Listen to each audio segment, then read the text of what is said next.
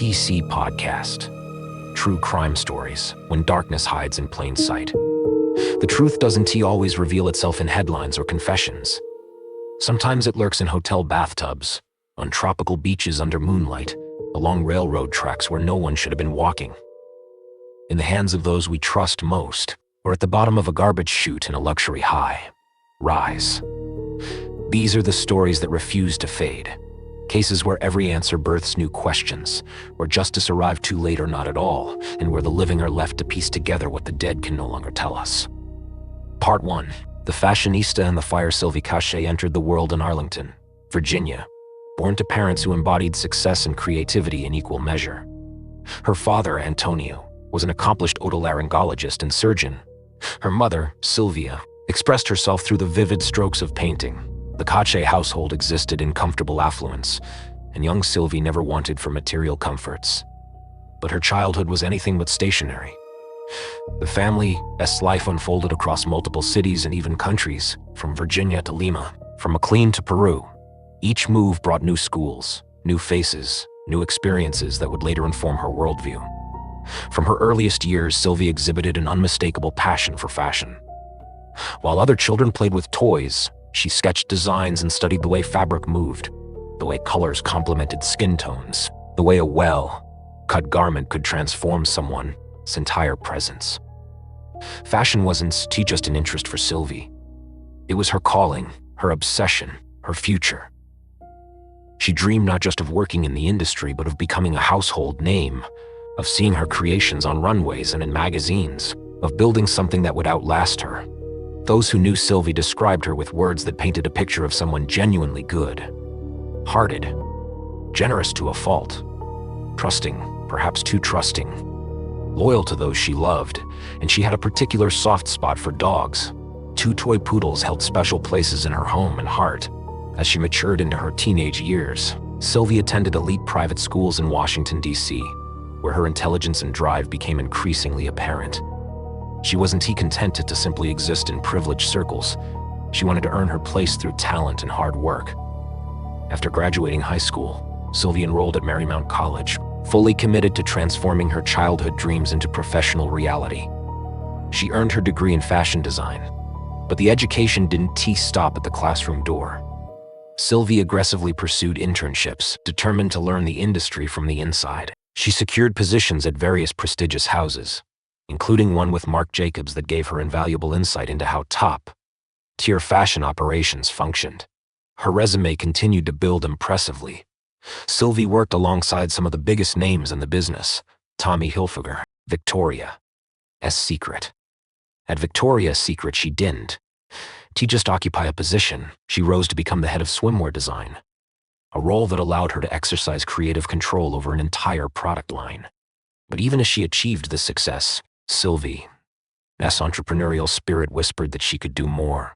She could create something entirely her own, working behind the scenes while still employed at Victoria's Secret. Sylvie began laying the groundwork for her own swimsuit brand. She developed designs, established connections, secured manufacturing relationships, built a business plan. In 2006, she took the leap. She left the security of Victoria's Secret and launched her own high-end swimwear line, naming it after her mother in a touching tribute to the woman who had helped shape her artistic sensibilities. The risk paid off spectacularly. Sylvie's swimsuits began appearing in the pages of Sports Illustrated, a coup for any swimwear designer. Fashion magazines like Elle, InStyle, and Vogue featured her creations. Her brand wasn't just another line of beachwear. It was becoming a recognized name among those who appreciated quality, design, and the kind of craftsmanship that separated mass-market products from true fashion. Sylvie had made it.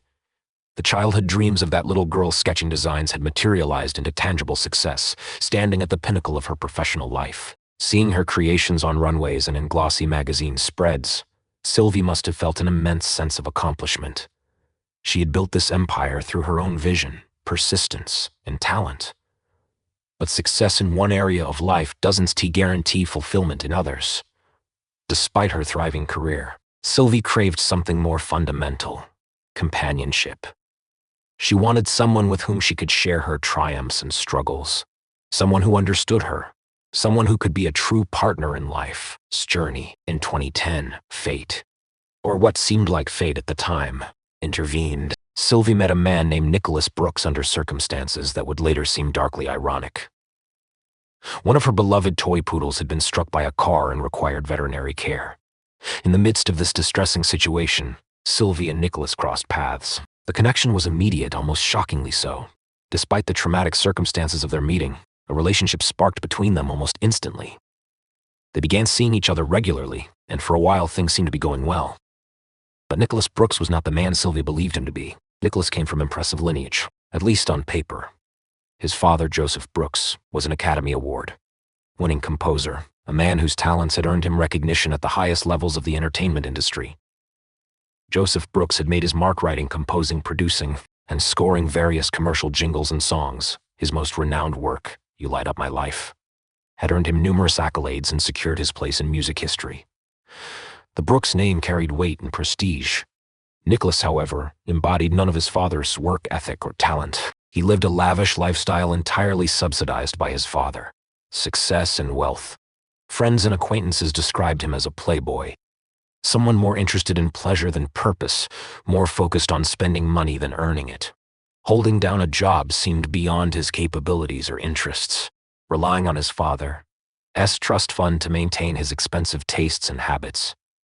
To make matters considerably worse, Nicholas had developed a heavy dependence on illegal substances, a dependency that would color all his relationships and decisions. Sylvie's friends watched her relationship with Nicholas with growing concern. They described it as volatile at best, a constant cycle of fighting, making up, and fighting again. The pattern repeated endlessly, a toxic dance neither party seemed able to stop. Sylvie recognized the dysfunction. She knew this wasn't the life partnership she had envisioned. She knew Nicholas wasn't the man she wanted to spend her life with. But breaking free proved more difficult than recognizing the need to do so. The situation was worse than even Sylvie initially understood. Nicholas was serially unfaithful, cheating on her repeatedly. But the betrayal ran deeper than simple infidelity. Nicholas would use Sylvie's money and credit cards, without her knowledge or permission, to take his mistresses out on dates.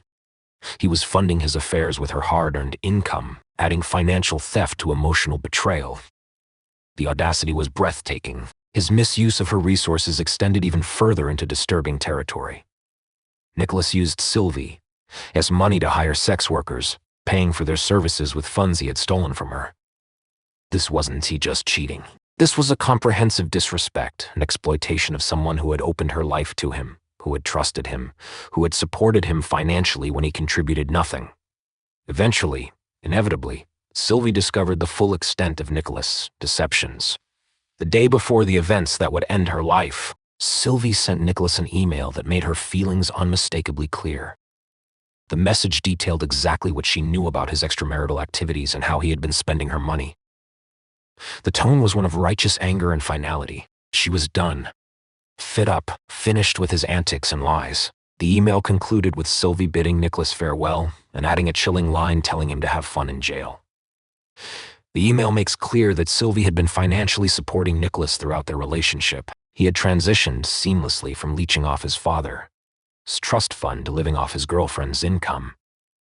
And despite this complete financial dependence, despite Sylvie being the source of the lifestyle he enjoyed, Nicholas still betrayed her at every turn. The sheer audacity and entitlement left those who later learned the details struggling for words adequate to describe such behavior.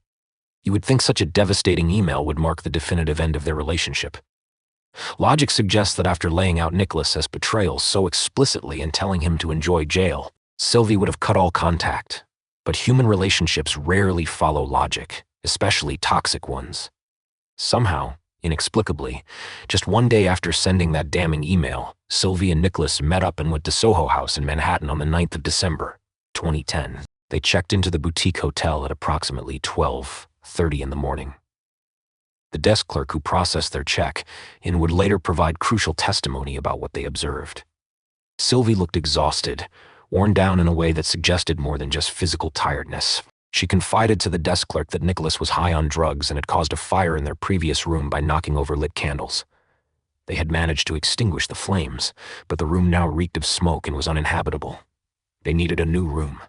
hence the late night check. The desk clerk also noted that Sylvie admitted to taking Xanax and was struggling to keep her eyes open. She was depleted, physically, mentally, emotionally exhausted. The clerk processed their new room assignment and watched as the couple made their way down the corridor. But the couple hadn't walked far from the desk when the night's relative quiet shattered with the sound of a heated argument erupting from their direction. Shouting, berating, screaming. The confrontation was intense enough to be heard clearly despite the distance and closed doors. At approximately 12:45 in the morning, a busboy was dispatched to bring a bucket of ice to room 20. When he arrived, he encountered Nicholas in the hallway rather than at the door itself. The two men entered the room together. The busboy's testimony would later prove significant. He claimed he neither saw nor heard anyone else in the room during his brief visit. No sight or sound of Sylvie, despite her having checked in with Nicholas just 15 minutes earlier. About 2 hours later, at 2:11 in the morning, security cameras positioned in the hallway captured Nicholas entering and exiting room 20 multiple times. The footage showed him pacing up and down the corridor in what appeared to be an agitated state, entering the room, emerging again, walking the hallway, returning to the room. The behavior was erratic, purposeful yet repetitive. Around this same time frame, a complaint came in from the room directly below Nicholas and Sylvie. Water was leaking through their ceiling. The hotel management noted the complaint but didn't immediately investigate. Leaks happen in old buildings after all, and it was the middle of the night. A few minutes later, at 2:18 in the morning, cameras captured Nicholas leaving room 20 and meeting up with a hotel staff member named David Raleigh. The two men departed together, heading out for drinks. Approximately 30 minutes later at 2:50. 1 in the morning, another complaint came in about the water leak from the room below. This time, the persistence and apparent worsening of the leak prompted action. Hotel management decided they needed to check on room 20 to determine the source of the water. They made their way to the room and knocked. No response. They knocked again. Still nothing. Realizing the leak posed a potential serious problem if left unaddressed, management made the decision to enter the room using their master key. They opened the door and stepped inside. At first, everything appeared quiet, almost normal. But then they heard it. The unmistakable sound of running water coming from the bathroom. Following the sound, management approached the bathroom door and pushed it open. The scene that greeted them would haunt them for the rest of their lives. The bathtub was filled with water, and in that water lay a woman's body. She was wearing a turtleneck sweater and black leggings, fully clothed despite being submerged in a bathtub. Her legs were bent at the knees, her feet positioned near the faucet.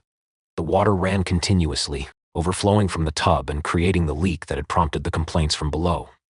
This was 33-year-old Sylvie Cachet, the successful fashion designer who had checked in just hours earlier, exhausted and struggling to stay awake. Hotel management immediately contacted emergency services. Police and paramedics rushed to the scene. Sylvie was pulled from the water, and attempts were made to resuscitate her, but she was already gone. The life that had burned so brightly, that had built so much, that had created beauty and art, had been extinguished. The bathroom told a story of violence. Injuries were visible on Sylvie's body. Injuries inconsistent with an accidental drowning or a voluntary bath. The scene suggested a struggle, a fight, a desperate attempt by Sylvie to survive whatever had happened in that room. Investigators processed the scene carefully, documenting every detail, photographing every angle, collecting every piece of potential evidence. Where was Nicholas Brooks? He'd been caught on camera leaving with David Raleigh around 2:18. Well before the body was discovered. When police tracked him down, Nicholas claimed he had left Sylvie alone in the room to go out for drinks because they had been arguing and he needed space. He said he had no idea anything had happened to her. He appeared shocked, confused, distraught at the news of her death, but investigators weren't buying it. The timeline didn't support his story. The injuries on Sylvia's body didn't support his story. The history of their volatile relationship, the damning email Sylvie had sent just a day earlier, Nicholas' financial dependence on Sylvie, his pattern of betrayal and exploitation, all of it painted a picture of a man who had every reason to fear what Sylvie might do if she followed through on her threat to expose him and see him jailed.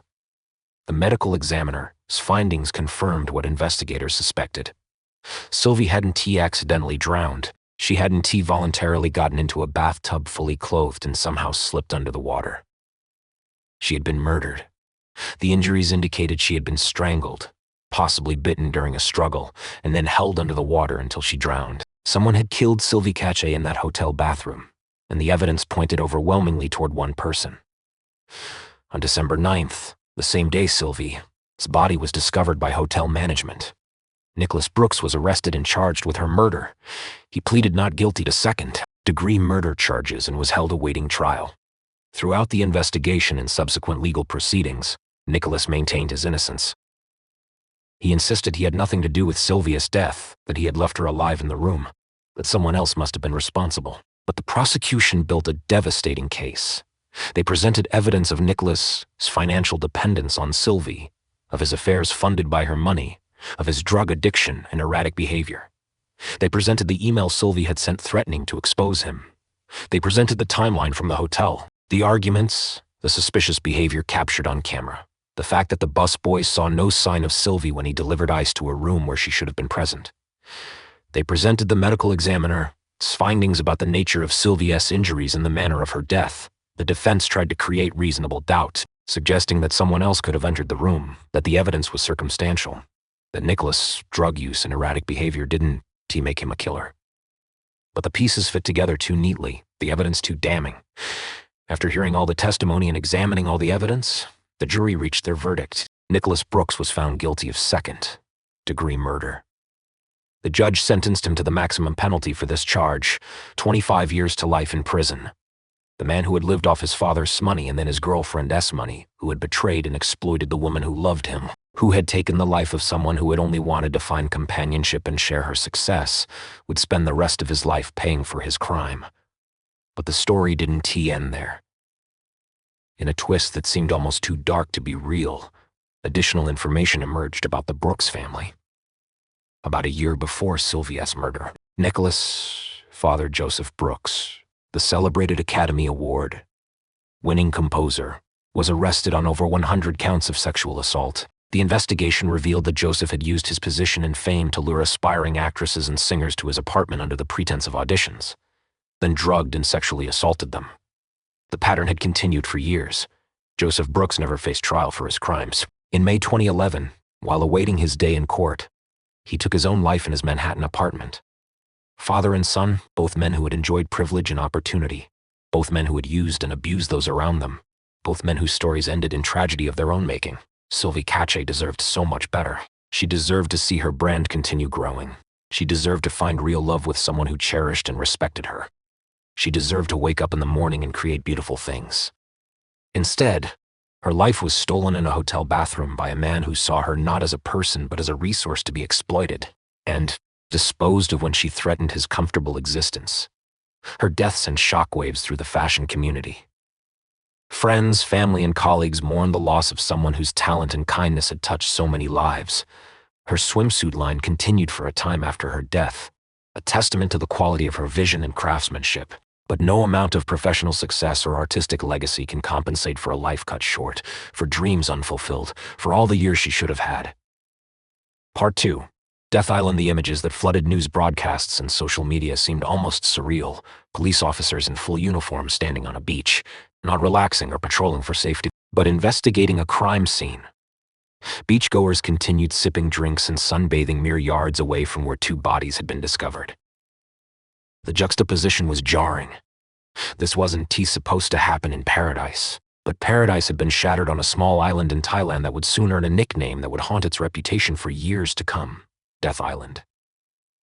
Hannah Witheridge was 23 years old, full of life and ambition, hailing from the small village of Hemsby in England. She loved backpacking and adventure, drawn to the kind of experiences that challenged her and expanded her worldview. But Hannah wasn't chasing thrills. She had serious professional aspirations. She wanted to work with children in education, particularly those with disabilities and disadvantages who needed extra support and understanding. To pursue this calling, Hannah enrolled at the University of East Anglia, where she earned a degree in education. But she didn't stop there. Hannah continued her studies at the University of Essex, beginning postgraduate work in speech and language therapy. She was building toward a career that would allow her to make a genuine difference in young lives, to be the kind of educator who saw potential in every child and worked tirelessly to help them reach it. But before diving fully into the demanding work that lay ahead, Hannah decided she needed a break, a chance to decompress, explore, and experience something completely different from the academic world she'd been immersed in for years. On August 20, 2014, Hannah packed her bags and boarded a flight to Thailand, specifically to Koh Tao, an island renowned for its crystal clear waters, vibrant marine life, and reputation as a diving paradise. The island attracted tourists from around the globe, all seeking sun, adventure, and the kind of carefree experiences that come from being far from the responsibilities of everyday life. Hannah traveled with 3 friends, planning to spend several weeks exploring the island, diving, partying, and simply enjoying being young and free in a beautiful place. For the first few weeks, everything went exactly as planned. The friends explored the island, made new acquaintances, dove in pristine waters, and absorbed the tropical atmosphere that made Koh Tao so popular. On September 14, 2014, Hannah and her friends made plans to spend the evening at AC Bar, one of the most popular spots on the island for tourists. It was a Saturday night, and the bar was packed with people from all over the world: backpackers, gap, year travelers, diving enthusiasts, anyone who wanted to drink, socialize, and dance under the Thai stars. The atmosphere was electric, the kind of night where anything seemed possible, where strangers became friends over shared drinks and laughter. It was at AC Bar that Hannah crossed paths with David Miller. David was 24 years old, from Jersey, a small island territory situated between England and France. Those who knew David described him as a colorful character, someone who brought energy and humor into any situation, someone people naturally gravitated toward. David had been working as an intern for a mining company. Stationed in Australia for several months, he was finally heading home to Jersey when he decided to make a stop in Thailand, adding one more adventure to his travels before returning to regular life. David and Hannah hit it off immediately. There was chemistry between them, an easy rapport that suggested this chance meeting might become something more. They spent the evening together at AC Bar, talking, getting to know each other in the way that happens when you meet someone who genuinely interests you. As the night wore on and the bar began to empty, David and Hannah made the decision that would seal both their fates. They chose to go for a walk on the beach together. The beach at night held a particular magic. The sound of waves, the moonlight on water, the sense of being alone in a vast, beautiful world. David and Hannah walked along the shoreline, continuing their conversation, enjoying each other's company. They couldn't have known that they were being watched. They couldn't have known that danger lurked nearby, waiting for the right moment. The next morning, a horrifying discovery shattered Koh Tao, its peaceful facade. 2 bodies had been found on the beach, both positioned near the water, both showing signs of extreme violence. The first body discovered was that of a young woman naked from the waist down, lying in an unnatural position that immediately suggested foul play. Not far away, partially submerged in the shallow water near the shore, lay a young man's body. Both victims had sustained severe head trauma. The sand around them was stained with blood. Local authorities were called immediately, and the beach was cordoned off as a crime scene. But the initial response revealed problems that would plague the investigation from the very beginning. Police officers arrived at the scene without proper protective equipment. The beach, normally teeming with tourists, wasn't fully cleared. People continued sunbathing and swimming disturbingly close to where 2 people had been brutally murdered just hours earlier. Crime scene contamination was almost immediate and extensive. Investigators did eventually begin processing the scene more systematically. They photographed the bodies in the surrounding area, though by that point countless footprints had already compromised the sand around the victims. They discovered a used condom near the female victim's body, potentially crucial DNA evidence if handled properly. Multiple possible murder weapons were found nearby, suggesting a frenzy of violence rather than a single controlled attack. First, a hoe, a garden tool with a flat blade, was discovered near the bodies. It was covered in red stains and appeared to have been used to strike the victims repeatedly. The damage to the victims' heads was consistent with being bludgeoned by such a tool.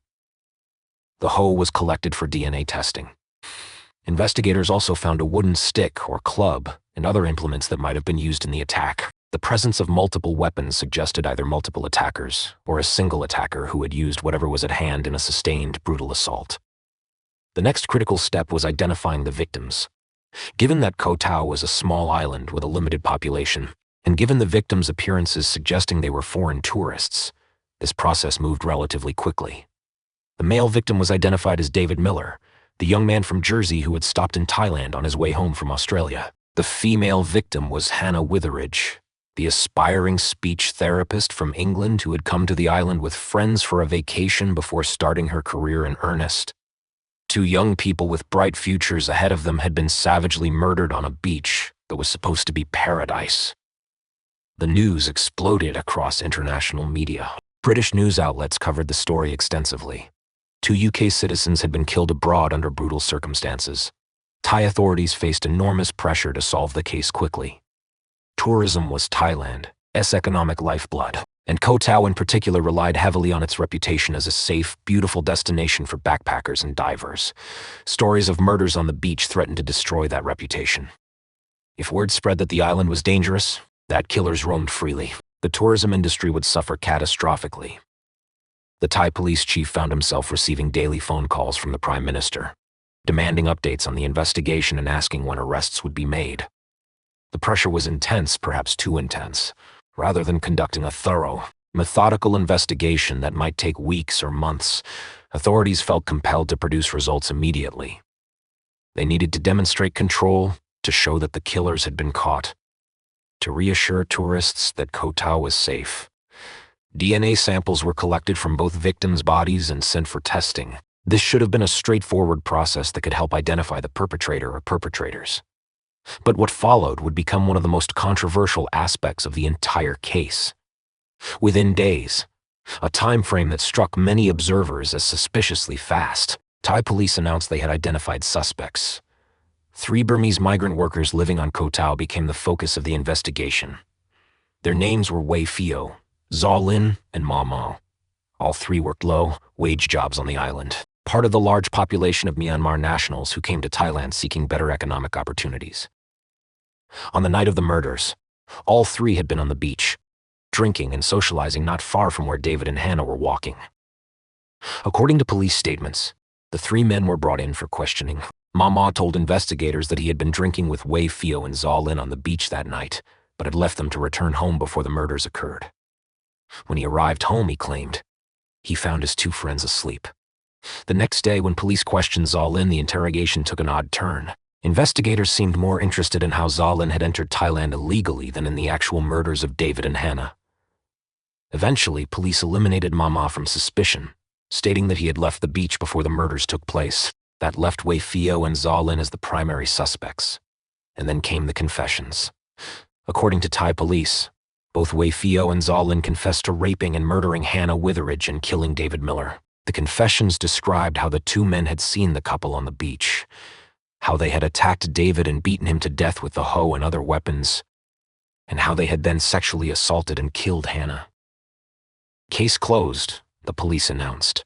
The killers were in custody, but almost immediately, serious questions emerged about those confessions and the investigation as a whole. Wei Fio and Zaw Lin quickly recanted their confessions, claiming they had been coerced. They described being tortured during interrogations. Beaten, threatened, subjected to physical and psychological abuse until they said what their interrogators wanted to hear. They claimed they had been told they would be killed if they didn't to confess, that their families would be harmed, that the abuse would continue indefinitely unless they admitted to crimes they didn't to commit. The confessions themselves raised red flags. They were conducted without lawyers present. There were no independent witnesses to the interrogations.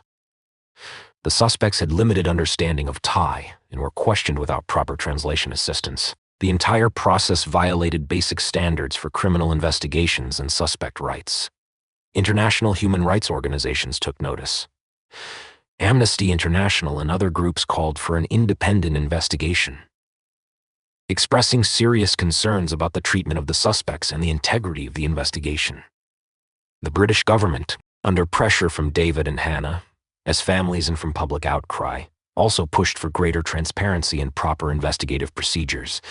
The forensic evidence became another point of controversy. The DNA samples that supposedly linked Wei Fio and Zaw Lin to the crime scene and to Hannah's body were never independently verified. Requests by the defense to have the DNA evidence retested by independent labs were denied or complicated by claims that samples had been used up or contaminated.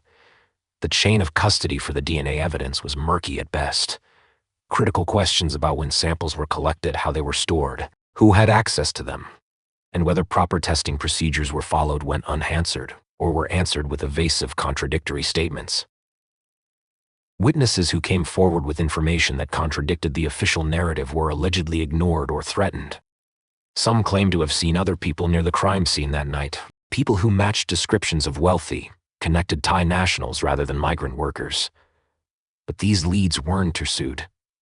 Other witnesses said they saw suspicious activity involving Thai locals disposing of evidence or cleaning up shortly after the murders.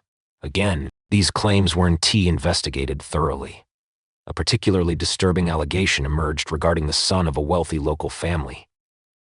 Some witnesses claimed this individual had been involved in an altercation with Hannah earlier in the evening at AC Bar, that he had made unwanted advances and become aggressive when rejected. There were even claims that this person had been seen on the beach around the time of the murders and had fled the island shortly afterward. But when police questioned him, they quickly cleared him of suspicion, stating his alibi was solid and accepting DNA evidence that allegedly excluded him as a suspect. The speed and completeness of his exoneration struck many observers as suspicious, particularly given his family's wealth and local influence. The trial of Wei Fio and Zhao Lin began in July 2015, nearly a year after the murders. The proceeding was contentious from the start. The prosecution relied heavily on the confessions, which the defendants maintained were coerced, and on DNA evidence that the defense could properly challenge, because they couldn't access the samples for independent testing. The defense argued that their clients had been scapegoated, that the investigation had been botched from the beginning, that authorities were more interested in closing the case quickly than in finding the actual perpetrators. Expert witnesses questioned various aspects of the investigation. Forensic specialists pointed out problems with how the crime scene had been handled, how evidence had been collected and stored, and how DNA testing had been conducted. The defense presented evidence that the hoe, supposedly the primary murder weapon, didn't contain clear fingerprints or DNA from the defendants. They highlighted the fact that several potential witnesses hadn't been interviewed, that security camera footage from the area hadn't been thoroughly examined, and that the timeline presented by the prosecution had significant gaps and inconsistencies. Human rights observers attending the trial reported concerns about procedural irregularities, inadequate translation services for the defendants, and limitations on the defense's ability to present their case fully. The international community watched closely, with many expressing doubt about whether justice was truly being served. In December 2015, the court delivered its verdict. Wei Fio and Zhao Lin were found guilty of murdering Hannah Witheridge and David Miller. Both were sentenced to death. The court accepted the prosecution's case, including the DNA evidence and the confessions. Despite all the questions that had been raised about both, the ruling sparked immediate outrage among human rights groups, international observers, and many people following the case who believed the investigation had been fundamentally flawed. Appeals followed. The defense continued arguing that their clients were innocent, that the investigation had been compromised, that the confessions were false, and that the evidence didn't support conviction beyond reasonable doubt. In 2017, Myanmar's government became involved, with officials expressing concern about how their citizens had been treated in the Thai justice system and calling for a review of the case. The United Nations Working Group on Arbitrary Detention also examined the case and raised significant concerns about the fairness of the trial and the treatment of the defendants. In 2019, after years of appeals and international pressure, the death sentences were commuted to life imprisonment. While this spared Wei Fio and Zhao Lin from execution, they remained imprisoned for murders that many observers believed they didn't commit. The case remained deeply controversial, with no resolution that satisfied those seeking actual justice rather than convenient closure. For Hannah Witheridge's family and David Miller's family, the years since the murders have been filled with grief compounded by uncertainty. Both families wanted justice for their children. Real justice, not the appearance of justice. Hannah's parents expressed concerns about the investigation from early on, questioning whether the right people had been arrested. David's family maintained a more measured public stance, but also called for thoroughness and transparency in the investigation. Both families had to endure the media circus surrounding the case. The graphic details revealed during the trial, the endless debates about whether the convicted men were actually guilty. They had to live with the knowledge that their children had died violently, far from home, and that the full truth of what happened that night on the beach might never be known with certainty. Koh Tao itself struggled with the aftermath of the murders and the investigation. The island had already earned a troubling reputation.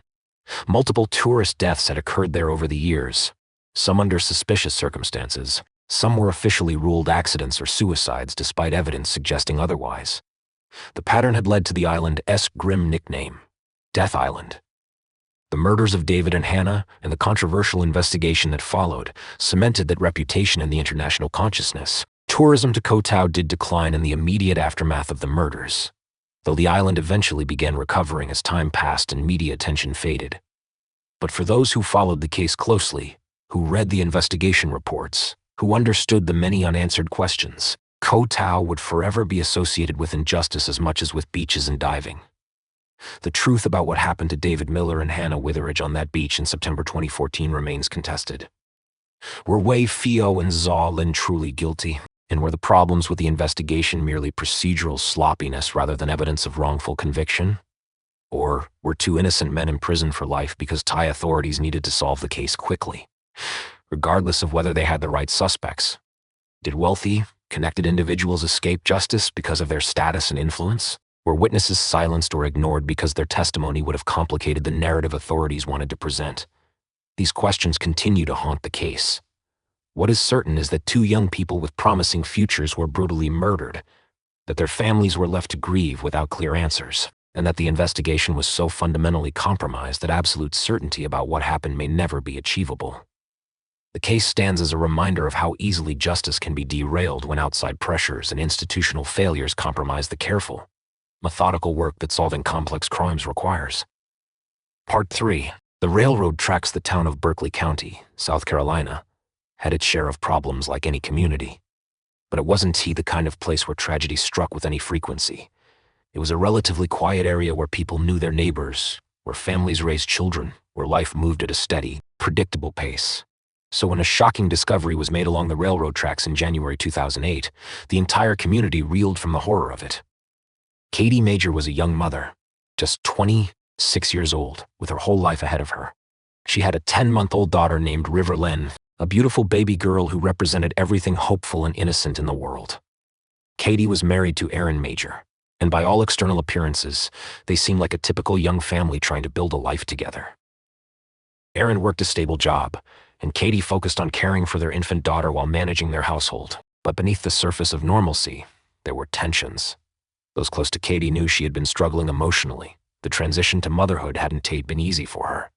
She loved River Lynn deeply, but the constant demands of caring for an infant while feeling isolated and exhausted had taken a toll on her mental health. She had confided in friends that she felt overwhelmed, that she wasn't sure she was being a good enough mother, that sometimes the weight of responsibility felt crushing. Aaron, for his part, didn't seem to fully grasp what Katie was experiencing. He maintained that his wife was fine, that she was adjusting to motherhood normally, that any struggles she had were temporary and manageable. When Katie expressed her feelings to him, he often dismissed them or minimized them, telling her she just needed to power through. That all new mothers felt this way. The emotional support Katie needed wasn't materializing from the person she most needed it from. On January 17, 2008, Aaron returned home from work to find the house empty. Katie and River Lynn were gone. Their car was gone. He tried calling Katie's phone, but there was no answer. He waited, assuming she had gone out for errands or to visit someone. But as hours passed and darkness fell, Aaron's concern grew. Where were his wife and daughter? Why wasn't Katie answering her phone? Late that evening, Aaron called the police to report that Katie and River Lynn were missing. Officers took the report and began looking for the family. As vehicle in the early morning hours of January 18th, a devastating discovery was made along the railroad tracks outside of town. The family's vehicle was found parked near the tracks, and on the tracks themselves, investigators found two bodies. The first body was that of a woman, later identified as Katie Major. She had been struck by a train, and the impact had caused catastrophic injuries. The scene was gruesome, the kind that haunts first responders for the rest of their careers. But even more heart-wrenching was the second body found nearby. Baby River Lynn, just 10 months old, had also been struck by the train. Mother and daughter had died together on those railroad tracks. The initial investigation moved quickly, perhaps too quickly. Officers processing the scene noted the location of the bodies, the position of the vehicle, and various pieces of evidence scattered around the area. But almost immediately, investigators began arriving at a conclusion that would shape everything that followed. This wasn't a homicide. This was a murder, suicide, or, more generously interpreted, a suicide situation where a mentally ill mother had decided to end her own life and had taken her infant daughter with her. The theory went like this. Katie, struggling with postpartum depression and perhaps postpartum psychosis, had decided she couldn't go on living. In her disturbed mental state, she had decided that River Lynn couldn't live without her, or that she was somehow saving River Lynn from a world of suffering. So Katie had driven to the railroad tracks, had waited for a train to approach, and had positioned herself and her daughter on the tracks to be struck. The deaths were tragic, investigators concluded, but they were self-inflicted. Case closed. Aaron Major supported this theory, telling police that Katie had been depressed, that she had been having dark thoughts, that he had been worried about her mental state. He described finding letters or journal entries where Katie had expressed feelings of hopelessness. He painted a picture of a woman who had been spiraling mentally and whose tragic end, while devastating, wasn't entirely surprising given her state of mind. But not everyone accepted this explanation. Katie's mother, Vicky Hall, absolutely refused to believe that her daughter would have killed herself, much less have killed her own baby. Vicky knew Katie had been struggling, yes, but struggling with normal mother stress, not with the kind of psychotic break that would lead to double homicide, suicide. Katie loved River Lynn more than anything in the world. Whatever problems Katie had, whatever support she needed and wasn't getting, Vicky was certain that harming her daughter would never have crossed Katie's mind. Vicky began asking questions about the investigation. She wanted to see the evidence, to understand exactly what investigators had found, to know how they could be so certain this was suicide rather than homicide. The more she dug, the more problems she found with the official narrative. Details didn't add up. Evidence didn't support the conclusions. Investigators seemed to have rushed to judgment without properly considering alternative explanations. For instance, Katie's body had injuries that seemed inconsistent with simply being struck by a train. She had defensive wounds on her hands and arms, injuries that suggested she had been in a physical struggle before her death. She had bruising that predated the train impact, indicating she had been injured some time before ending up on the tracks.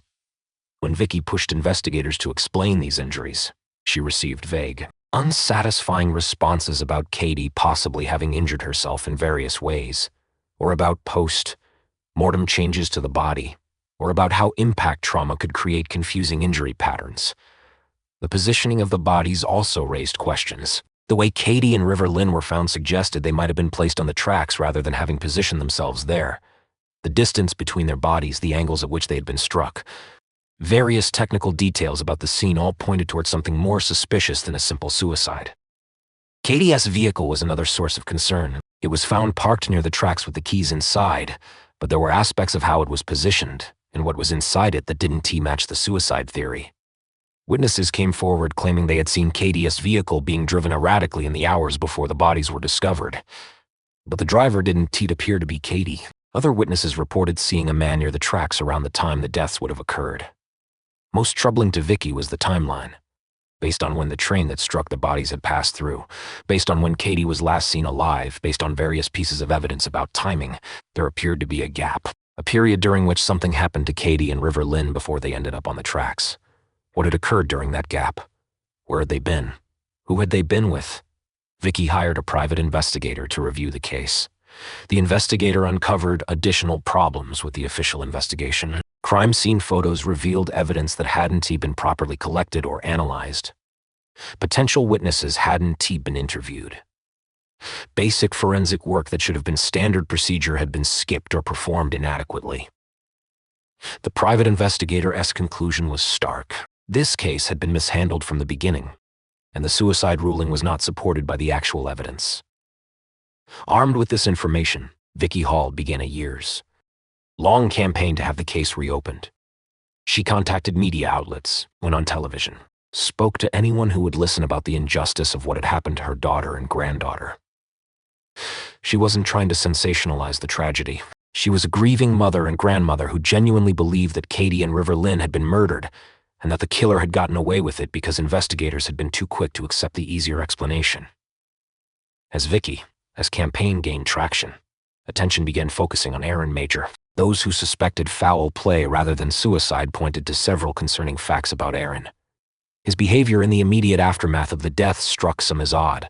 He seemed less devastated than would be expected, more concerned with moving forward with his life than with getting answers about what had happened. He remarried relatively quickly after Katie's death. A decision that raised eyebrows, though. It certainly wasn't proof of wrongdoing. More concretely, there were allegations that Aaron had been abusive during his marriage to Katie. Friends of Katie came forward after her death claiming that she had confided in them about problems in the marriage, about Aaron's temper, about feeling afraid sometimes. These allegations hadn't been thoroughly investigated initially because the case had been ruled a suicide, but they took on new significance if the deaths were actually homicides. There were also questions about Aaron's whereabouts and actions on the night of the deaths. His timeline had inconsistencies. His explanations for various things changed over time. While he had never been officially named a suspect, because there was no official homicide investigation, those who believed Katie and River Lynn had been murdered increasingly focused on Aaron as the most likely perpetrator. The theory was this: Aaron and Katie had been fighting. Possibly about Aaron's treatment of her, possibly about the marriage in general. The fight had escalated to physical violence. Aaron had struck Katie, causing the injuries that were later observed on her body. At some point, whether intentionally or in the heat of the moment, Aaron had killed Katie. Now he had a body and a living witness, baby River Lynn, in a panic or in a calculated decision to eliminate the witness and stage a believable scenario. Aaron had taken both bodies to the railroad tracks and arranged them there to be struck by a train.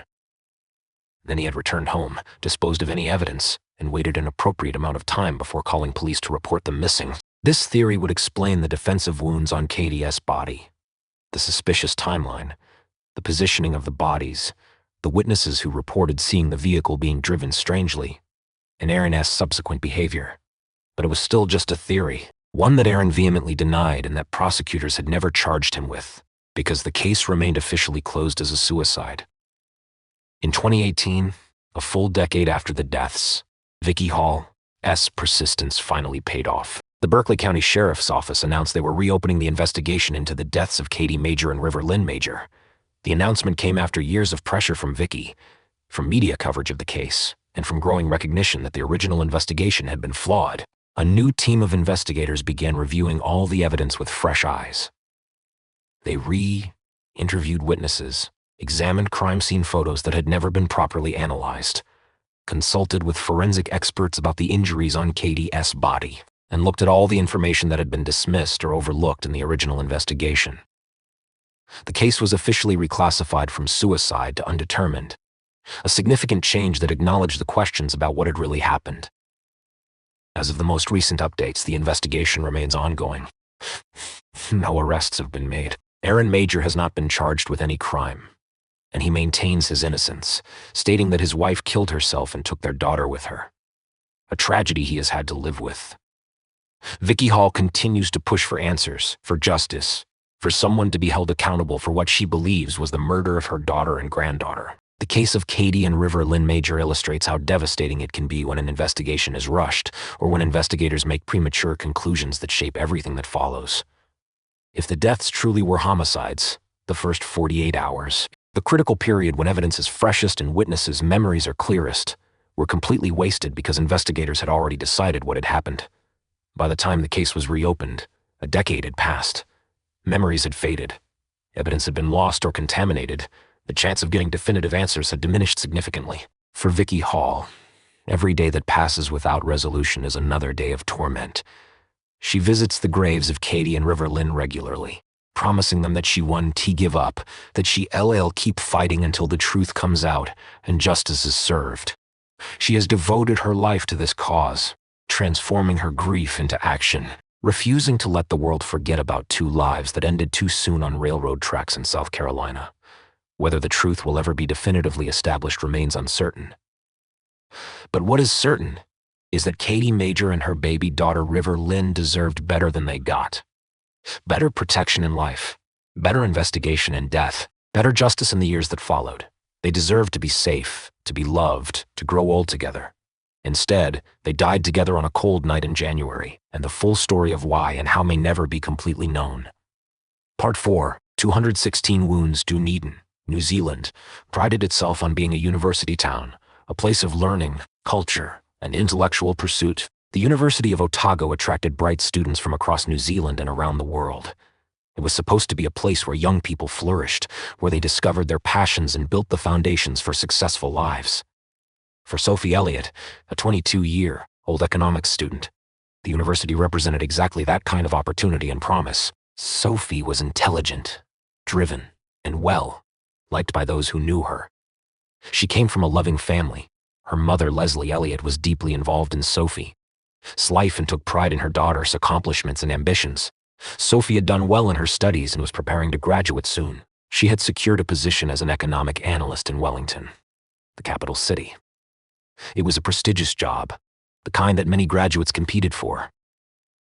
Sophie had her whole future mapped out: finish her degree, move to Wellington, start her career, build the life she had worked so hard to achieve. But there was a complication in Sophie's life, one that would prove catastrophic. She had been in a relationship with one of her university tutors, a man named Clayton Weatherston. Clayton was an economics lecturer at the university, several years older than Sophie, in a position of authority and trust. The relationship had begun sometime during Sophie's studies, and for a while, things had seemed good between them. But those close to Sophie noticed that the relationship wasn't healthy. Clayton was possessive, controlling, emotionally manipulative. He seemed to need constant attention and validation from Sophie, which he couldn't provide it when she needed to focus on her studies or spend time with friends and family. Clayton would become angry or sullen. He would accuse Sophie of not caring about him, of prioritizing other things over their relationship. The patterns of emotional abuse were clear to those who witnessed them. Though Sophie initially tried to manage the situation and maintain the relationship, as time went on, Sophie began to recognize that the relationship was damaging her. Clayton's behavior was becoming more extreme. He was increasingly jealous, questioning Sophie about where she went and who she talked to. He would make cutting remarks about her appearance, her intelligence, her worth. He alternated between professing his love and tearing her down emotionally. The classic cycle of abuse, idealization followed by devaluation, played out repeatedly. Sophie made the difficult but necessary decision to end the relationship. She told Clayton it was over, that she needed to move on with her life, that the relationship wasn't healthy for either of them. Clayton did not take the news well. He oscillated between begging Sophie to reconsider, promising he would change, and expressing anger at being rejected. He sent her numerous messages, called repeatedly, showed up places where he knew she would be. His behavior was concerning enough that Sophie confided in friends and family that she felt uneasy, that Clayton wasn't respecting her boundaries. Despite the breakup, Clayton continued to insert himself into Sophie's life. He wanted closure, he said. He needed to talk to her, to understand why she had ended things, to see if there was any possibility of reconciliation. Sophie, trying to be kind and perhaps hoping that one final conversation would help Clayton accept reality, agreed to meet with him one more time. On January 9, 2008, Sophie was at her mother's house in Dunedin, preparing for her move to Wellington. She was packing her belongings, excited about the new chapter in her life that was about to begin. Her mother, Leslie, was there helping her. The atmosphere should have been one of anticipation and joy. A daughter about to launch her career. A mother proud of what her daughter had accomplished. That afternoon, Clayton Weatherston arrived at the house.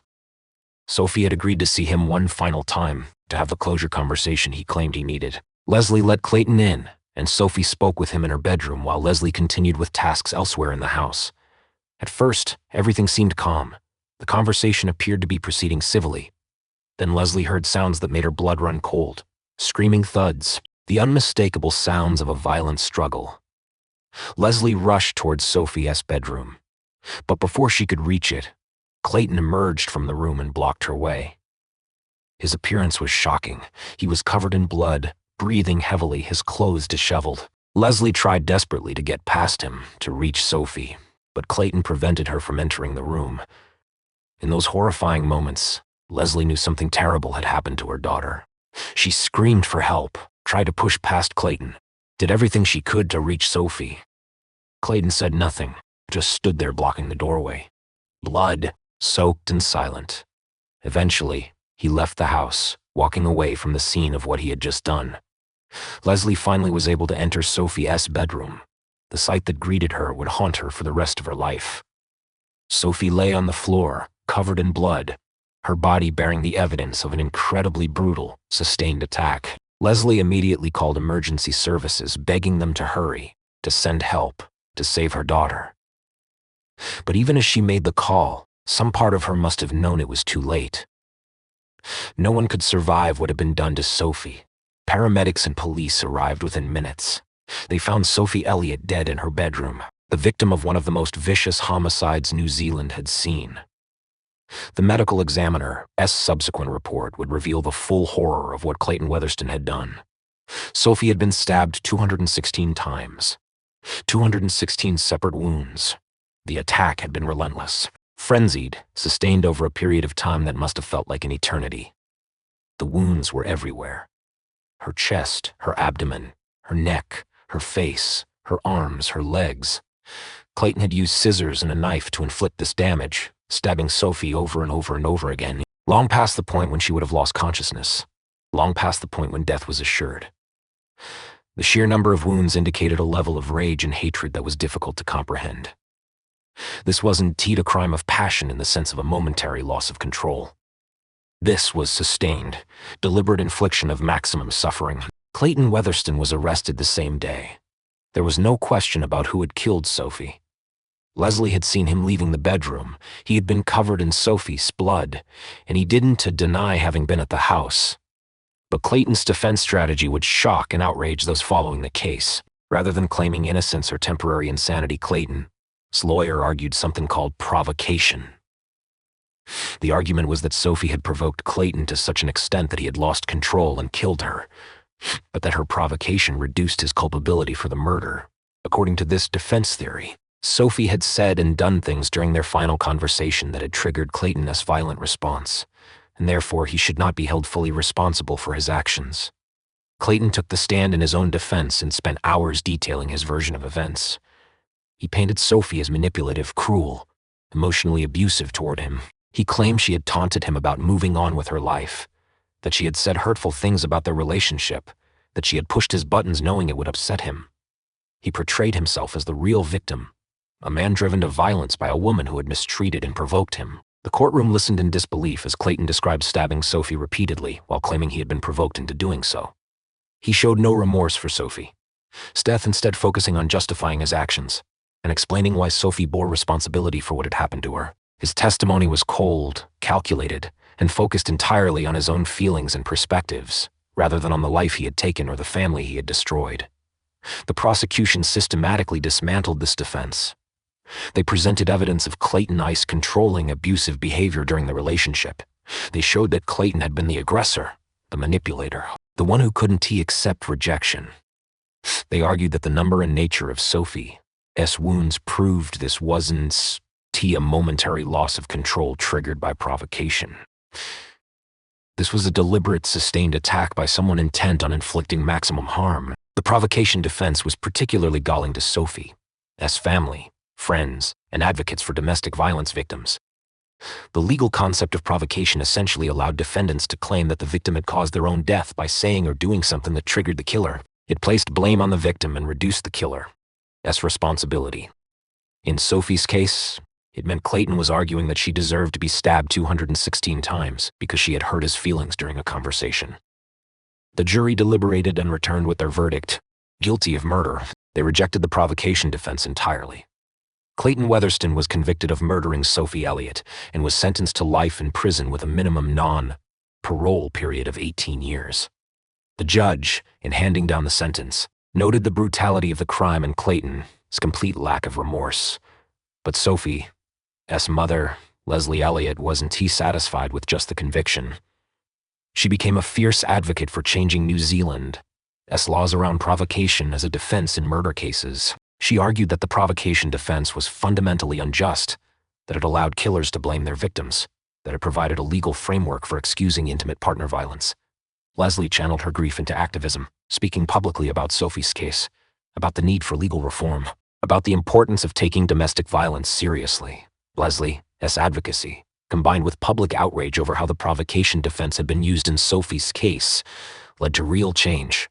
In 2009, just a year after Sophie's murder, New Zealand's Parliament passed legislation abolishing provocation as a partial defense to murder. The law was known informally as Sophie's Law, in recognition of the case that had sparked the reform.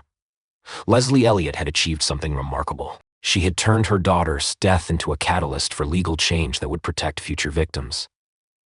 But no legal reform could bring Sophie back. No conviction could undo the horror of what had been done to her. Sophie Elliott should have been starting her career as an economic analyst in Wellington. She should have been building relationships, traveling, discovering who she was as an adult, living the life she had worked so hard to prepare for. Instead, she died in her mother's house, murdered by a man who couldn't accept rejection, who felt entitled to Sophie's continued attention and affection, who responded to being told no with overwhelming violence. Clayton Weatherston remains in prison, serving his life sentence. Reports from the prison system indicate he has continued to show no genuine remorse for Sophie. His murder, he has appealed his conviction and sentence, always maintaining that his actions were somehow justified or understandable given the circumstances. His lack of accountability and continued self-focus has been consistent from the moment he killed Sophie through to the present day. For Leslie Elliott, every day has lived in the shadow of January 9th, 2008. She lost her daughter in the most traumatic way imaginable, witnessing the immediate aftermath of Sophie's murder, knowing Clayton was in that bedroom killing her daughter while she was just feet away. The trauma of that day, compounded by having to sit through a trial where Clayton blamed Sophie for her own murder, left wounds that will never fully heal. But Leslie has channeled her pain into purpose. Through her advocacy work, through Sophie's Law, through speaking openly about domestic violence and the warning signs of abusive relationships, Leslie has honored Sophie's memory by trying to prevent other young women from suffering similar fates. She has worked with domestic violence organizations, spoken at universities and schools, done everything she can to ensure that Sophie's death wasn't meaningless. The case of Sophie Elliott serves as a stark reminder of how dangerous it can be when someone in a position of power, like a university lecturer, begins an inappropriate relationship with someone in a subordinate position. It illustrates the potential for tragedy when controlling, abusive behavior is minimized or ignored, and it demonstrates that the most dangerous time for someone in an abusive relationship is often when they try to leave, when they assert their independence and refuse to continue the relationship. Sophie's death also sparked important conversations in New Zealand and internationally about how the legal system handles intimate partner violence, about victim blaming, about whether legal defenses that allow killers to justify their actions by pointing to the victim's behavior should be allowed to exist. Sophie's Law stands as a testament to the idea that reform is possible, that tragedies can inspire change, and that grieving families can transform their pain into something that protects others. But underneath all the advocacy and legal reform and important conversations is a simpler, more heartbreaking truth. Sophie Elliott was a 22-year-old woman with dreams and plans and people who loved her. And she died brutally and unnecessarily because a man decided that if he couldn't have her, no one could. She deserved so much better than what Clayton Weatherston did to her. She deserved to live. Part 5. The Garbage Chute. Melbourne, Australia, is known for its culture, its art scene, its vibrant city life. The Valencia apartments in the city's St Kilda Road precinct represented a particular slice of that urban experience. A luxury high-rise building where the wealthy and successful made their homes, where views of the city stretched out from floor to ceiling windows, where every amenity spoke of privilege and comfort. It was the last place you would expect a horrifying mystery to unfold. But on December 2nd, 2010, the building became the site of a death so strange, so disturbing, that it would perplex investigators and haunt the public consciousness for years to come. Phoebe Hansjuk was 24 years old, full of life and warmth. Those who knew her described her as cheerful, someone who loved to sing and dance, someone who gave wonderful hugs and brightened rooms just by being in them. She worked in the fashion industry and had a genuine passion for vibrant, bright things, colorful clothing, lively music, joyful experiences. Phoebe was the kind of person who made others feel good, who brought energy and positivity wherever she went.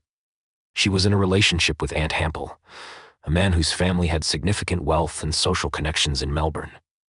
Aunt's grandfather had been a successful businessman, and the family maintained considerable influence in the city. Aunt and Phoebe lived together in the Valencia apartments, in a unit on one of the upper floors of the building. By external appearances, they seemed like a successful young couple enjoying the privileges that came with wealth and youth. But as is often the case, the external appearance didn't tell the complete story. Phoebe struggled with issues that many people face but few talk about openly. She had experienced depression and anxiety, conditions she managed with medication and therapy.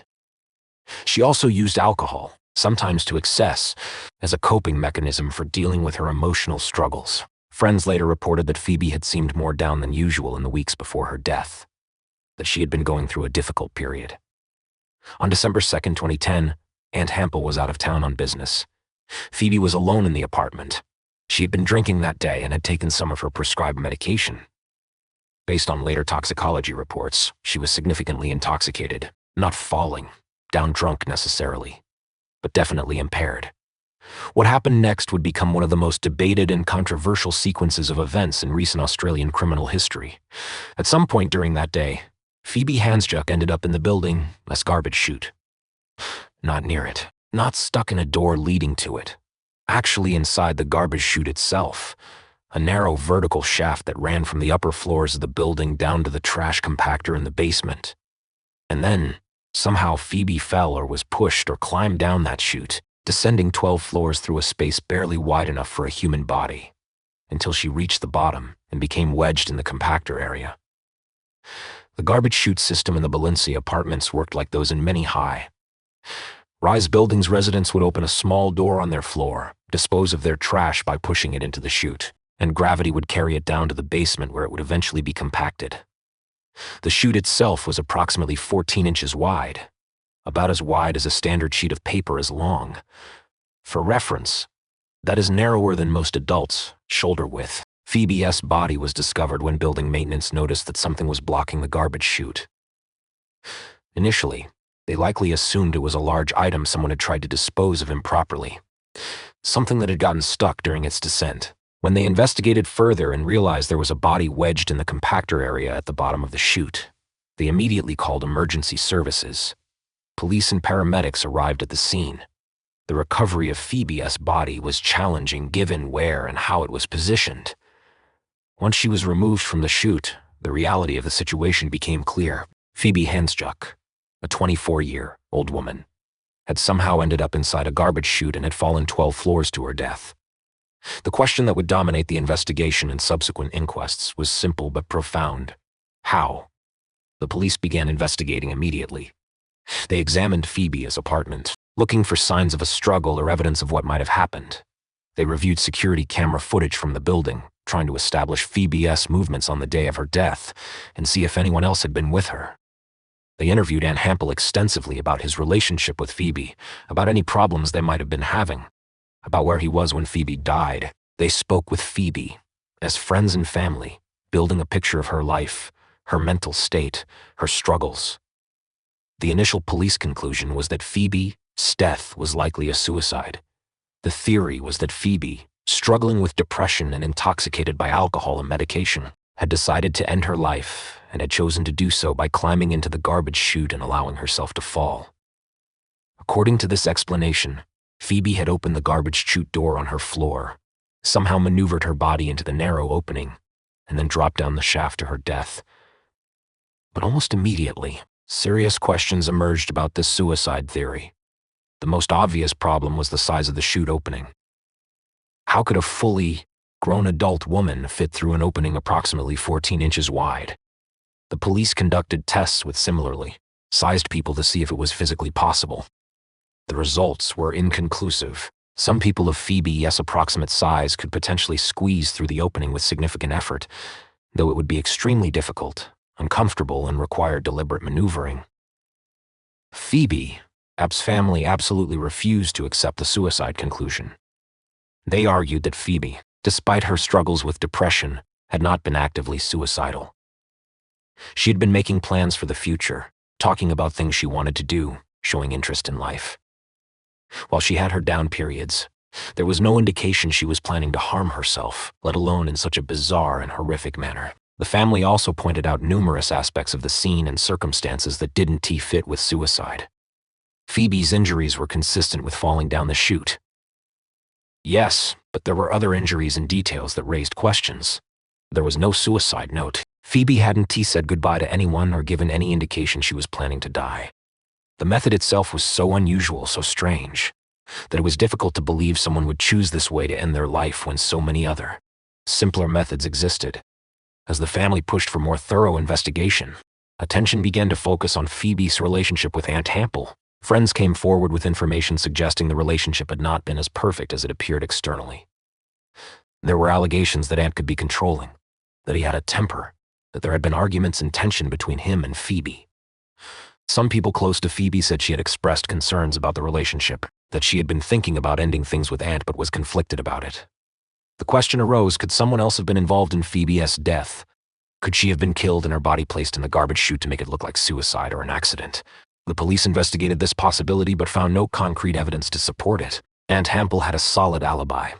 He was demonstrably out of town when Phoebe died, with receipts, witness statements, and electronic records confirming his location. There was no evidence anyone else had been in the apartment with Phoebe.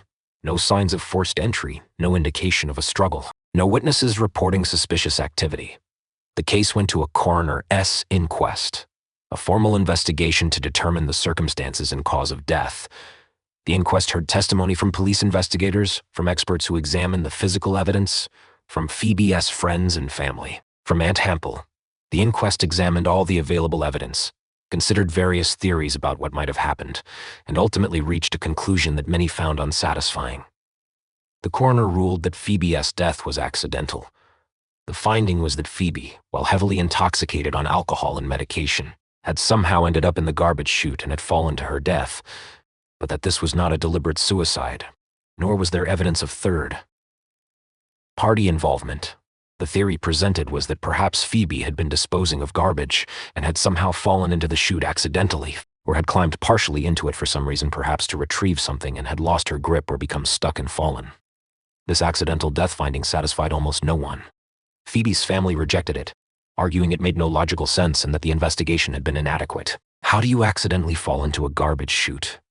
How do you accidentally maneuver your body into a 14-inch opening and then accidentally fall 12 floors?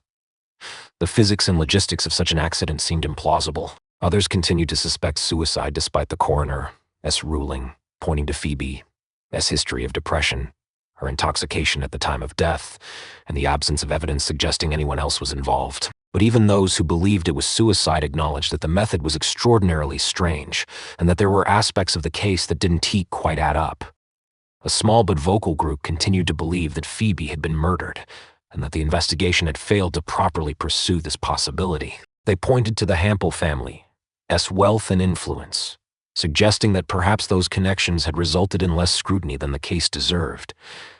They noted various details about the scene and circumstances that they felt indicated foul play. But without concrete evidence, these remained theories rather than proven facts. The case was eventually officially closed, but it has never stopped being controversial. Phoebe's family has continued to advocate for a new investigation, to push for answers they feel they never received. True crime enthusiasts and amateur investigators have analyzed every detail of the case, developing elaborate theories about what really happened to Phoebe Handstruck that day in December 2010. On June 30th, 2025, Phoebe's funeral was held in Bundaberg, where she was laid to rest. It was a private ceremony attended by friends and family who gathered to say their final goodbyes. It was a dark, sad day for everyone who had loved Phoebe. But they chose to honor her memory by wearing brightly colored clothes to the service, believing that is what Phoebe would have wanted. She had loved everything vibrant and bright. She had just wanted to be happy. She had loved to sing, dance, and embrace the people in her life. Whether Phoebe's death was suicide, accident, or homicide, certain things remained true. She was too young to die. She had struggles she was trying to manage. She deserved support and help and time to work through her challenges.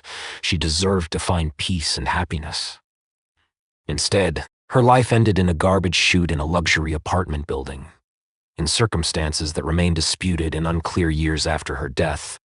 The case of Phoebe Hanchuk illustrates how some deaths defy easy explanation, how investigations can examine all the evidence and still leave crucial questions unanswered. It shows how difficult it can be to distinguish between suicide, accident, and homicide when the circumstances are unusual and the evidence is incomplete. And it demonstrates the enduring pain experienced by families who lose someone they love without ever fully understanding how or why it happened. Phoebe's loved ones continue to hope that someday, somehow, new evidence will emerge that will finally explain what happened to her. They want justice if justice is warranted. They want truth if truth can be found. They want to understand how a vibrant, cheerful young woman who loved bright colors and warm hugs ended up at the bottom of a garbage chute, and why the investigations into her death left so many questions unresolved. For now, the mystery remains. Phoebe Hanchuk's death stays classified as accidental, but the controversy and debate continue. The case has become one of Australia's most puzzling modern mysteries, a reminder that sometimes the truth of what happened to someone is harder to determine than it should be, and that grieving families are left to live with uncertainty, doubt, and unanswered questions. This has been PC Podcast. Thank you for listening.